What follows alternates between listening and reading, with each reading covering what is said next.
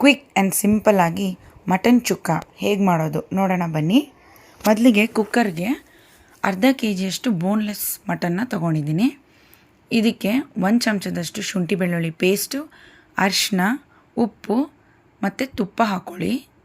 ಬೇಕಾಗಿರೋರು ತುಪ್ಪ ಹಾಕ್ಕೋಬೋದು, ಇಲ್ಲಾಂದರೆ 1 ಸ್ಪೂನಷ್ಟು ಎಣ್ಣೆ ಹಾಕ್ಕೊಂಡು 1/4 ಗ್ಲಾಸಷ್ಟು ನೀರು ಹಾಕ್ಕೊಂಡು 5ರಿಂದ 6 ವಿಸ್ಲು ಕೂಗಿಸ್ಕೊಂಡಿದ್ದೀನಿ. ಅದಾದಮೇಲೆ ಇನ್ನೊಂದು ಪ್ಯಾನ್ಗೆ ಮೆಣಸು, ಜೀರಿಗೆ, ಒಣಮೆಣ್ಸಿನ್ಕಾಯಿ, ಚಕ್ಕೆ, ಲವಂಗ, ಧನಿಯಾ ಬೀಜ ಹುರ್ಕೊಂಡು ಮಿಕ್ಸಿ ಮಾಡ್ಕೊಳ್ಳಿ. ಪದ ನಾನು ತೋರಿಸಿದ್ದೀನಿ ನೋಡಿ ವಿಡಿಯೋಲಿ, ಅಷ್ಟು ಇರಬೇಕು.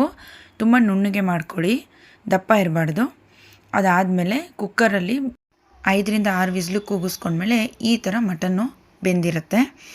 ಬೇಕಾಗಿರೋಷ್ಟು ನೀರನ್ನ ಇಟ್ಕೊಂಡು ಮಿಕ್ಕಿದ ನೀರು ಲೋಟಕ್ಕೆ ಬಗ್ಗಿಸ್ಕೊಳ್ಳಿ. ಅದೇ ಪ್ಯಾನ್ಗೆ ತುಪ್ಪ ಮತ್ತು ಎಣ್ಣೆ ಹಾಕ್ಕೊಂಡಿದ್ದೀನಿ ನಾನು. ಮಿಕ್ಸಿ ಮಾಡ್ಕೊಂಡಿರೋಂಥ ಪೌಡರ್ನ ಈ ತುಪ್ಪ ಮತ್ತು ಎಣ್ಣೆ ಕಾಯ್ದ ಮೇಲೆ ಅದಕ್ಕೆ ಹಾಕ್ಕೊಂಡು ಚೆನ್ನಾಗಿ ಹುರ್ಕೊಳ್ಳಿ. ಹುರಿದಾಗಿದ ನಂತರ ನಾವು ಬೇಯಿಸಿಟ್ಕೊಂಡಿರೋ ಮಟನ್ನ ಇದಕ್ಕೆ ಹಾಕ್ಕೊಳ್ಳಿ.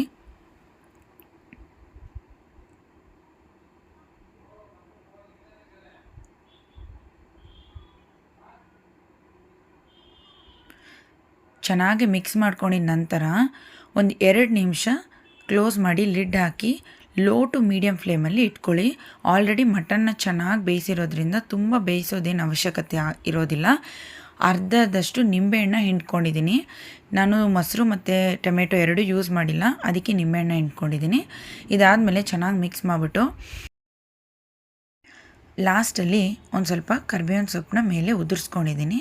ಚೆನ್ನಾಗಿ ಮಿಕ್ಸ್ ಮಾಡಿಬಿಟ್ಟು ಸರ್ವಿಂಗ್ ಬೌಲ್ಗೆ ಟ್ರಾನ್ಸ್ಫರ್ ಮಾಡ್ಕೊಳ್ಳಿ. ಎಲ್ಲರೂ ಟ್ರೈ ಮಾಡಿ ಕಮೆಂಟ್ ಸೆಕ್ಷನಲ್ಲಿ ಹೇಗಿತ್ತು ಅಂತ ಕಮೆಂಟ್ ಮಾಡಿ. Thanks for watching.